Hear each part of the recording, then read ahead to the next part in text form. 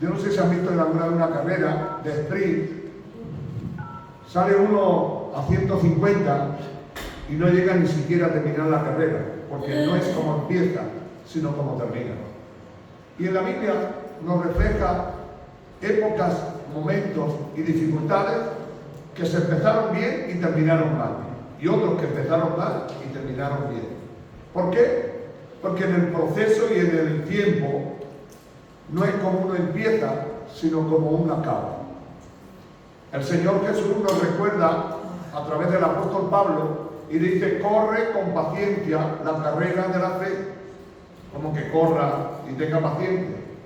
Sí, porque no dependía de llegar el primero, sino de llegar al final hasta donde estaba la meta, aunque sea el último, porque tiene mucha importancia. Así que hoy vamos a reflejar al pueblo de Israel, que empezó precioso y maravillosamente. Empezó de una manera espectacular. En el capítulo 2 del libro de Jeremías, que es donde vamos a meditar en algunos versículos más, encontramos un planteamiento tremendo y poderoso. ¿Por qué Dios tiene que llegar con esta palabra al pueblo de Israel? ¿Qué es lo que había acontecido en el pueblo de Israel para que Dios tenga que hablarles de esta manera? El pueblo de Israel, quiero solamente llevar un poco de la historia, el pueblo de Israel se encuentra por 450 años en la esclavitud, haciendo trabajos esforzados, castigados y algunos hasta maltratados y algunos muertos, porque estaban construyendo la ciudad de Egipto, estaban construyendo las pirámides muy conocidas por todos nosotros y otras cosas que ellos constituyeron. Pero en ese proceso Dios tiene misericordia de su pueblo, porque ve la aflicción y el sufrimiento del pueblo de Israel y le da la oportunidad de sacarlos de ahí, y le da una promesa espectacular. La promesa que le da a Abraham, cuando Abraham está allá en el desierto, cuando ni siquiera tiene hijos, Dios le dice: mira, voy a darte una tierra llamada la tierra de Canaán. La tierra de Canaán que fluye leche y miel. Cuando nos habla de leche y miel, sencillamente no está hablando que tiene frutos, que tiene animales y que tiene mucha vegetación. Las flores se multiplican, de ahí sale la miel y también sale de todo lo demás. Y Dios le hace una promesa, que comerían de esa tierra sin haberla plantado ni labrado, ni siquiera haber cosechado, cogerían el fruto de esa tierra. Y lo hacen, y Dios lo mete dentro, y conquistan toda la tierra, toda la tierra que Dios ha dicho que se iba a dar. Así que toda la tierra es constituida por ellos, y toda esa ciudad, y todas esas ciudades las constituyen, que hoy constituye Israel, y todo lo que está alrededor hasta el Líbano. Y eso es lo que Dios le da. Pero cuando ellos entran a la tierra prometida, empiezan a vivir su vida y se olvidan de quién los puso allí. Se olvidan del Dios que estaba allí, del Dios que los rescató de la esclavitud, que los llevó por un desierto y que los llevó a unas ciudades donde fluía de todo aquello que había en ella y que no habían trabajado ni habían cosechado. Y eso representa también nuestra imagen, representa como cristianos nosotros. Estábamos en el Egipto del mundo, lleno del pecado, la maldad, esclavizado del demonio, nos tenía en todas las cosas.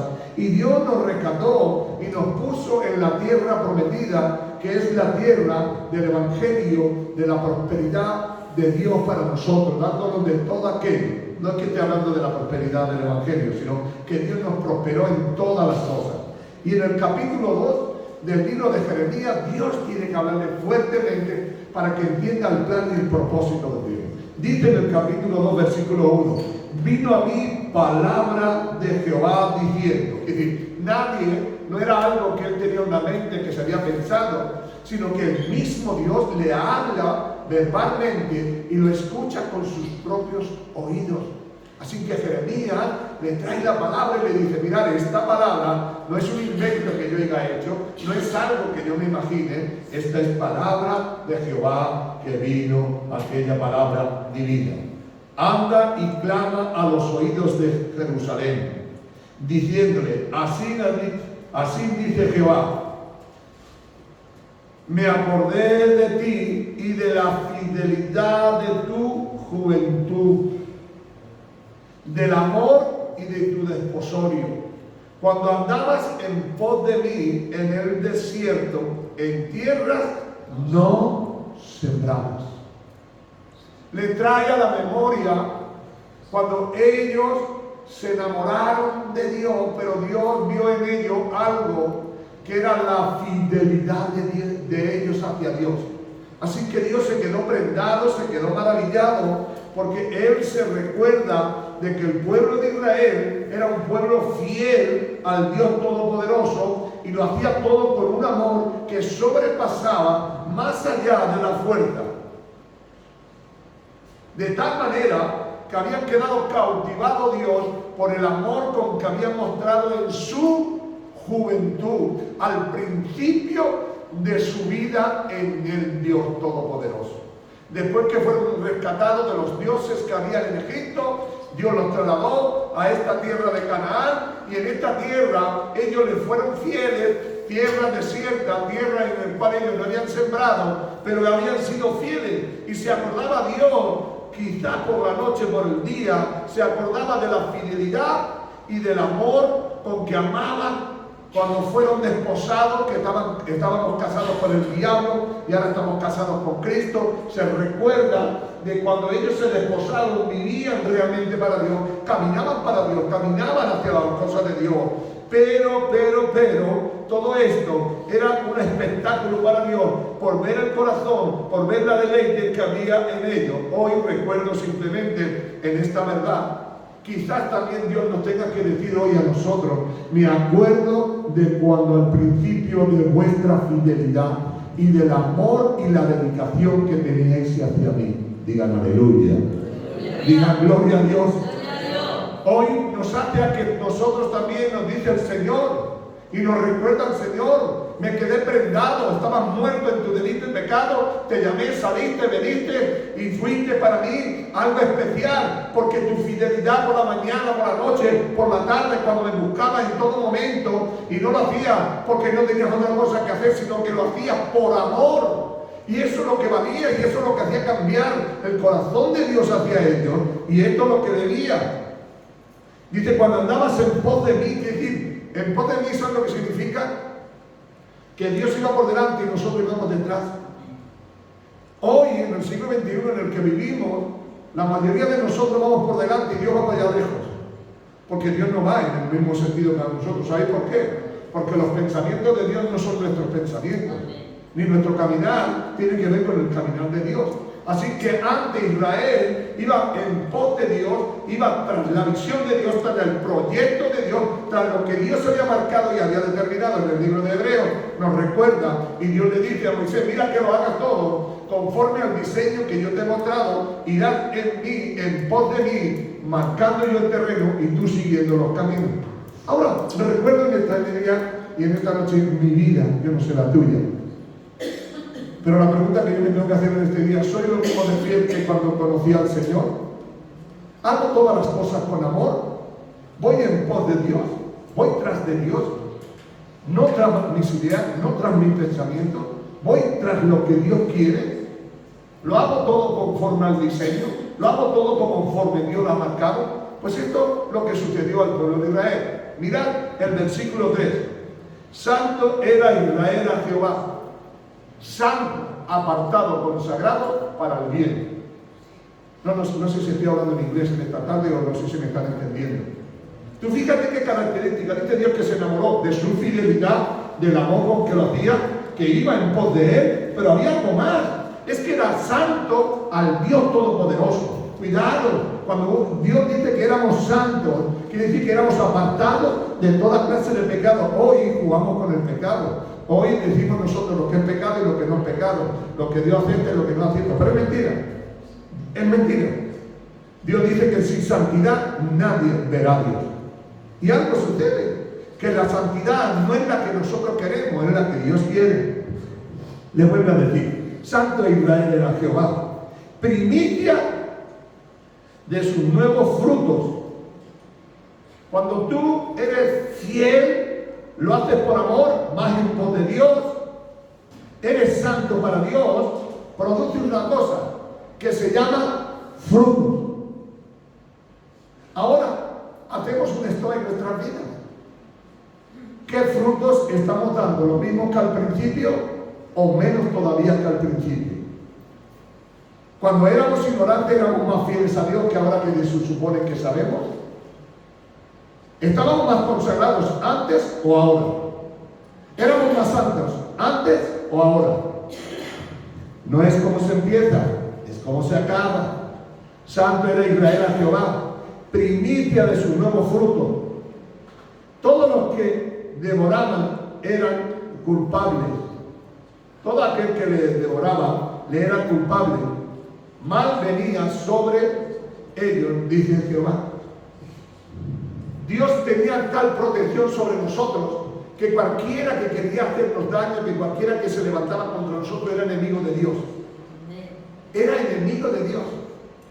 Dios había puesto una sobreprotección sobre Israel, que todos aquellos contrincantes o rivales de los pueblos de al lado, los filisteos, los amorreos, los euceos, todos aquellos que estaban a sus alrededores, Dios tenía como enemigo principal a aquellos hombres que se levantaban contra los hijos de Israel.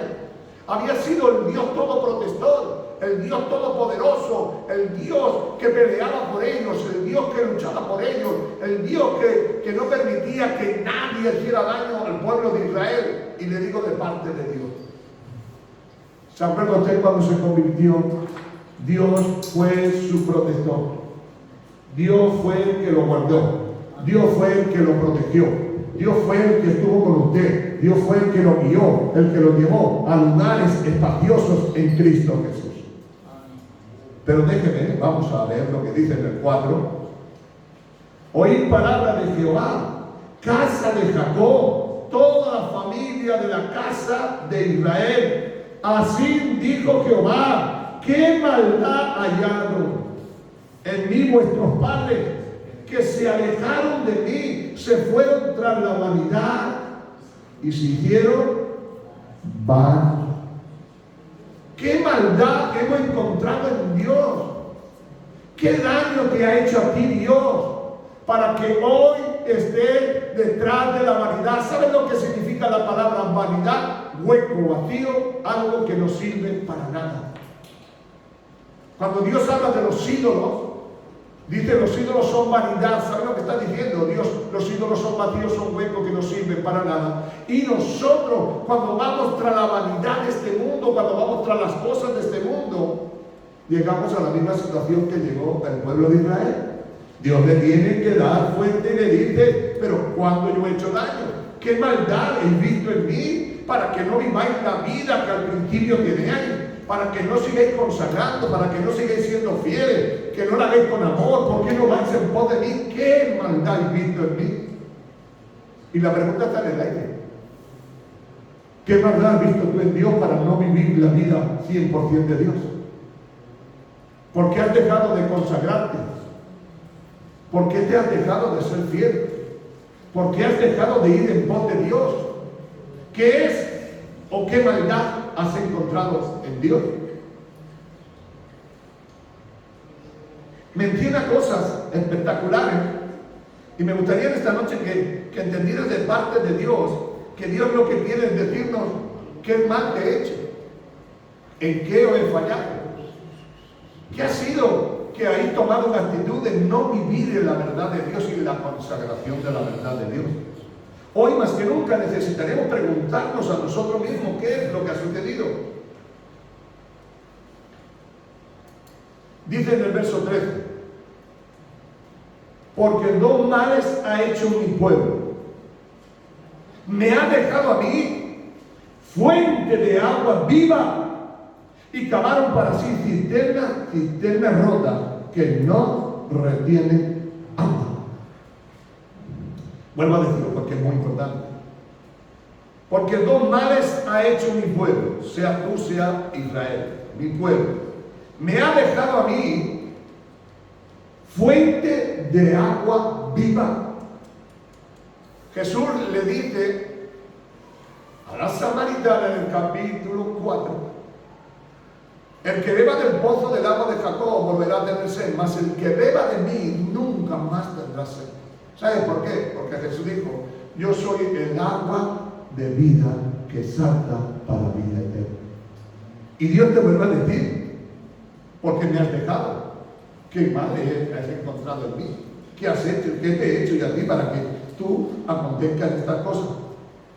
La Biblia nos recuerda y nos afirma que Israel tuvieron este gran problema.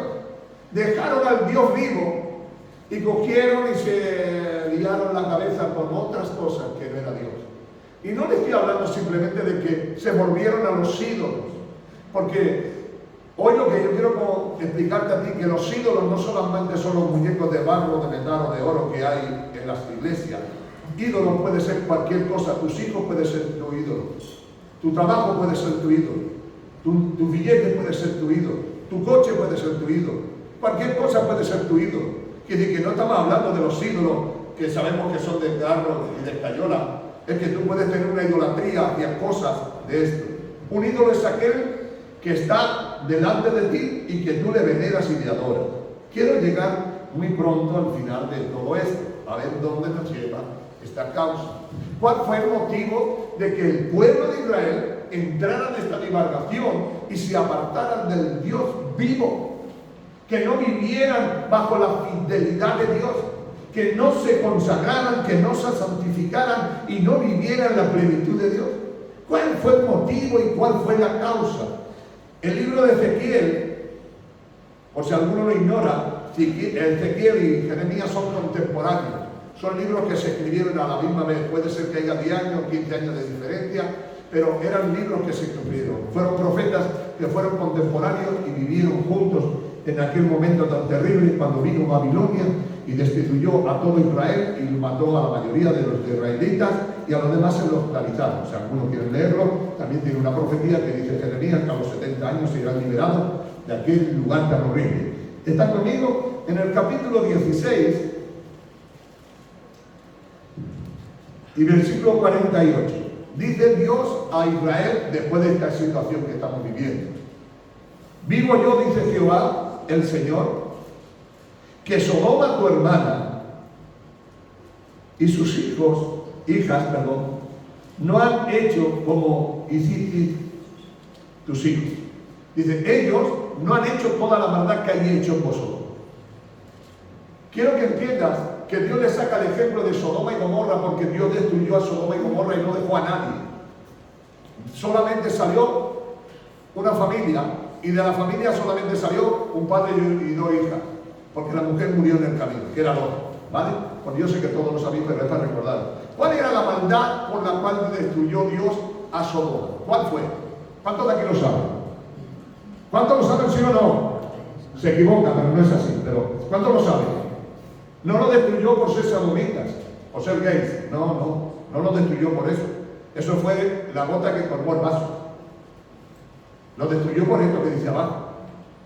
Mira por lo que destruyó Dios a Sodoma.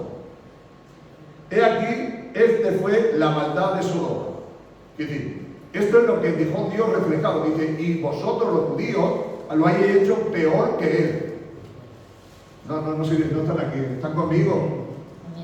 Este es el pecado en el cual Dios tuvo que destruir Sodoma y Gomorra. Le está diciendo, si yo tuve que destruir esto, vosotros mucho más, porque ellos no tenían al Dios vivo como vosotros lo tenéis. Digan aleluya. Digan gloria a Dios. Nosotros tenemos al Dios de verdad. Que lo hagan los del mundo está bien. Pero tú y yo que tenemos al Dios de verdad, por Dios. Nosotros tenemos al Dios de verdad. Que lo hagan ellos, los del mundo que hagan esto, me parece normal. Pero nosotros, por Dios, me se van los caballos, pero es ahí. Nosotros tenemos la verdad. Nosotros tenemos la verdad. Y si le dice Dios a ellos a fin de cuentas recibieron el pago porque no tenían la verdad, pero ¿y vosotros? He aquí que este fue la maldad de Sodoma, tu hermana. La primera maldad que tenía que eran soberbios. ¿Están conmigo en esta noche? Ser soberbios, orgullosos, vanagloriosos. El pecado mayor que hay es el orgullo. Dios echó a Satanás del cielo por orgullo. Cuidado con esto, hermanos. El primer pecado que había gigantesco y poderoso dentro del pueblo de Israel es que era una nación orgullosa. Creían que solo ellos eran salvos, creían que solo Dios protegía a Israel. Y se hicieron orgullosos, soberbios, vanagloriosos. Fue el pecado que hay más grande dentro de la Biblia.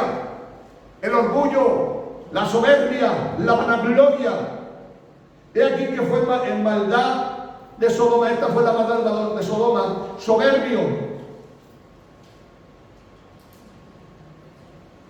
Cuando hay soberbia, hermanos, os digo de parte de Dios, hoy dentro de las iglesias, ¿sabes si que se puede salvar? Hay una soberbia, hay un orgullo. Bueno, no le tocan las trompetas a algunas personas porque no tienen, si no se las tocaban. La soberbia. A mí me ha sucedido, yo he estado en Estados Unidos y algunas veces cuando te acercas a saludar, dices, no me toques, que ahora tengo la unción de Dios y no me puede tocar nadie. Una soberbia. Pero no en Estados Unidos.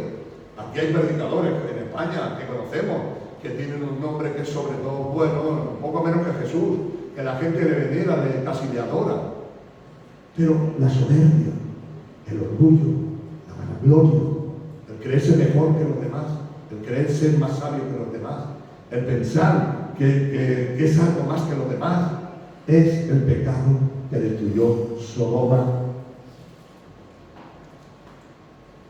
La soberbia.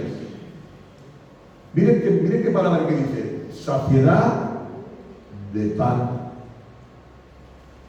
Saciedad de pan. Como es una palabra para mí un poco complicada, la busqué y a ver dónde me llevaba esa palabra. Saciedad de pan quiere decir que tiene abundancia de todo y no necesita a nada ni a nadie. El pueblo de Israel se constituyó en un soberbio, y el segundo es que tenía de todo. Tenía comida, dinero, casa, coches, campos, piscinas, autobuses, tenía de todo. Y cuando tú tienes de todo, pasas de Dios. Porque es la puerta al pecado mayor del mundo, creerte autosuficiente, creer que tienes más que los demás, creer que no necesitas a nadie.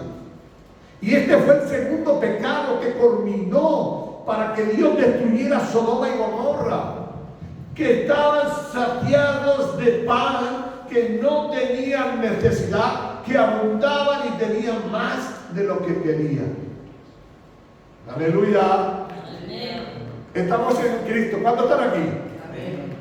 Cuando venimos a Cristo, que éramos por sí desgraciados de la vida de este mundo de pecado, Dios nos llama, y cuando pasan muchos años, ¿saben lo que pasa? Que creemos que lo que tenemos lo hemos ganado porque somos muy trabajadores o porque somos muy inteligentes.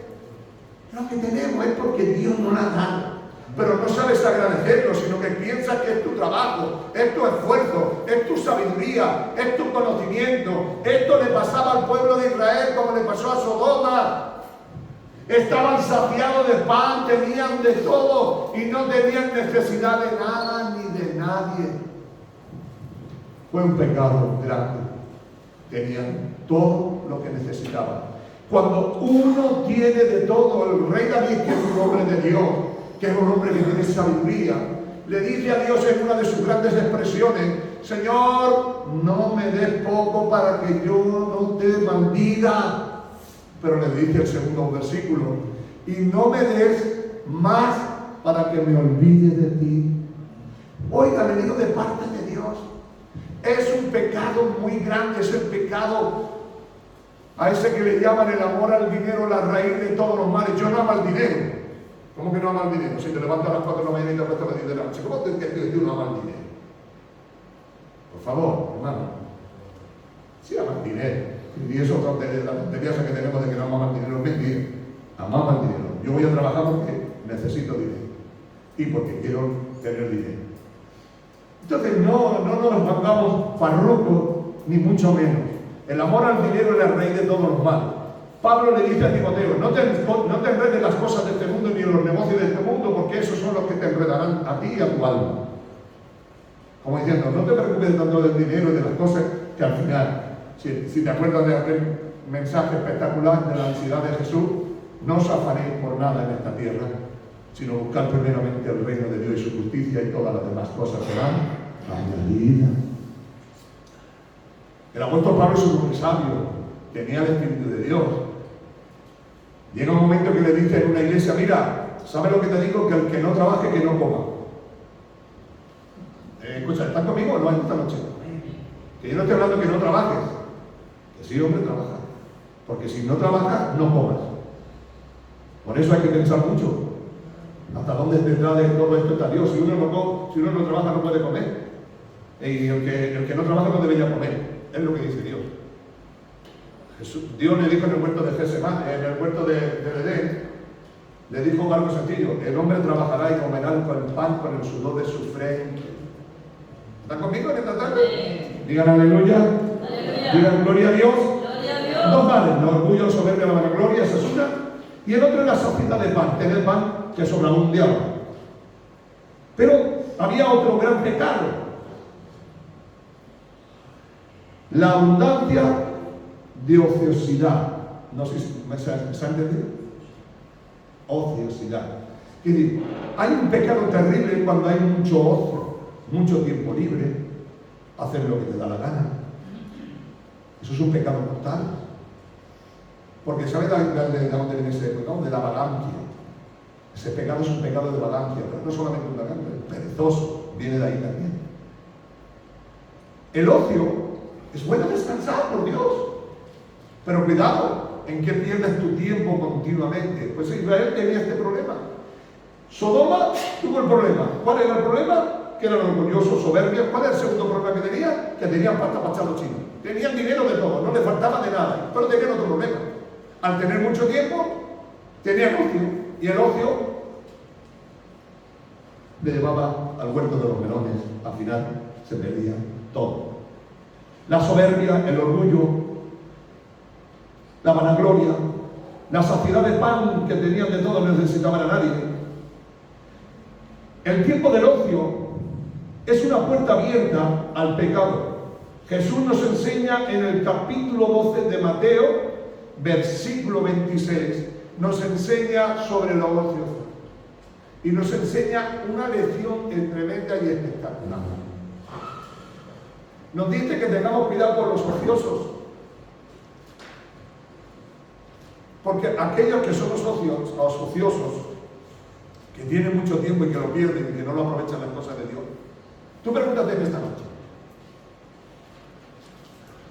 si el día tiene 24 horas y tienes 8 horas para trabajar los que trabajen y 8 horas para descansar los que quieran descansar, las otras 8 horas, ¿qué haces con ellas? ¿Cuánto le das a Dios? Pues si te vas a poner de tu casa sin orar, por córcholi. Pero si pasa el día y no has abierto la Biblia, córcholi. Si se ha pasado 2 semanas y no has venido ni al culto. ¿Estás conmigo esta noche? Este fue el pecado que llevó a la destrucción al pueblo de Israel y que hasta hoy está destruido por este problema.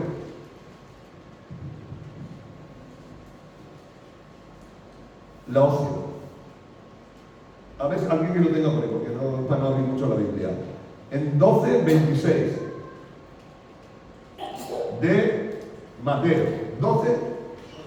¿Lo tiene por ahí alguien? Que lo pueda leer, por favor, así no perdemos mucho tiempo. 12:26 de Mateo. ¿Alguien? Ya está ahí. Vamos rápido, que lo leemos. Ahí está nuestra hermana, Ana. Y si Satanás echa fuera a Satanás, contra sí mismo está dividido. ¿Cómo pues permanecerá su reino?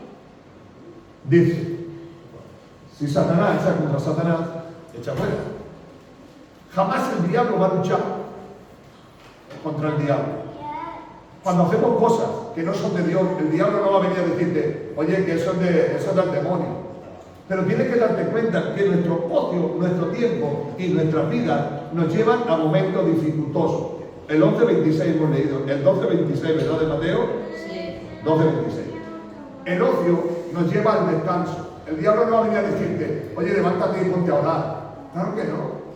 Satanás no va a venir a echar Satanás. No, tú descansa, tranquilo, toca el violín, quédate ahí. La Biblia nos recuerda Y Jesús nos dice, por nada estáis ociosos, sino que cada uno esté preocupado en sus quehaceres y en sus cosas. ¿Por qué estoy predicando esta prédica, hermano? Porque cada uno de nosotros, no es como empecemos, es como vamos a terminar. Mirad cuál es el ocio. Quiero para que lo entendáis de una manera literal y visible.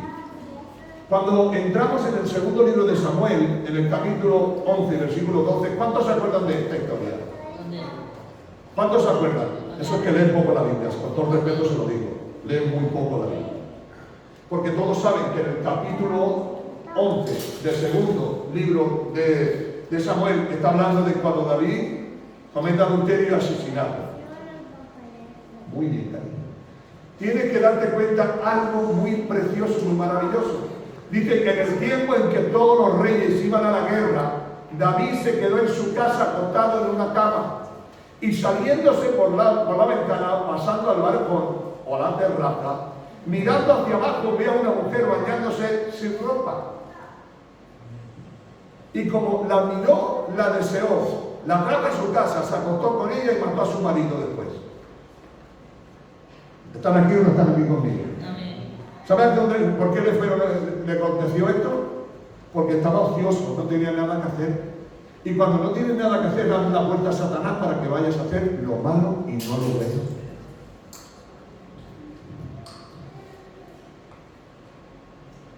El rey David dice que cuando todos los reyes iban a la guerra, él no fue, se quedó en su casa.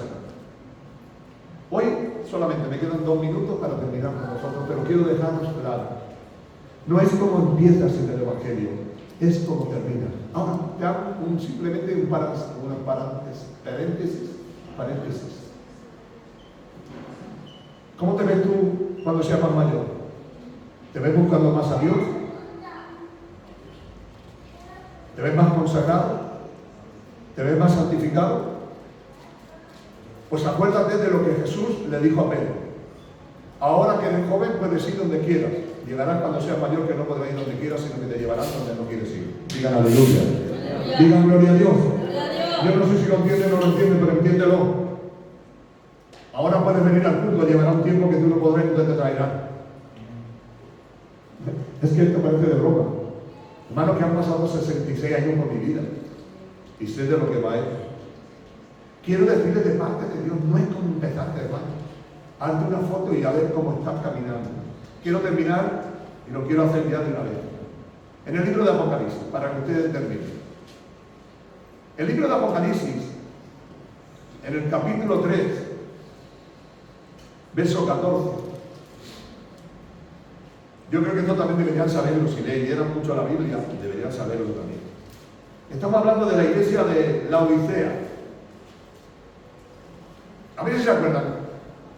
¿Cuál es lo más fuerte que tiene la iglesia de Laodicea? ¿Cómo se le conoce a la iglesia de Laodicea?